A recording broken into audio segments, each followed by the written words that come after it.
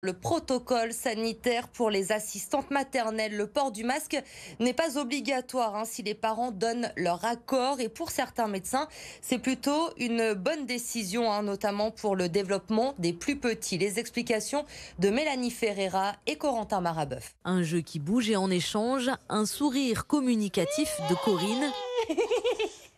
Pouvoir montrer à l'enfant ses expressions du visage est primordial selon cette assistante maternelle.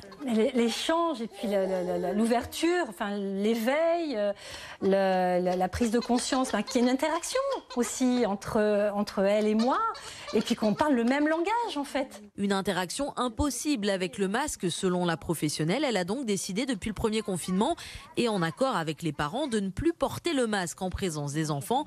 Il était pourtant obligatoire à l'époque. J'ai accueilli lors du premier confinement un bébé et j'ai vu avec quelle rapidité cet enfant s'était fermé au niveau de ses expressions avec le port du masque et j'ai vraiment eu peur parce que j'avais accueilli un bébé qui était très réactif, très démonstratif et dès le port du masque, un bébé qui s'était complètement éteint, complètement endormi.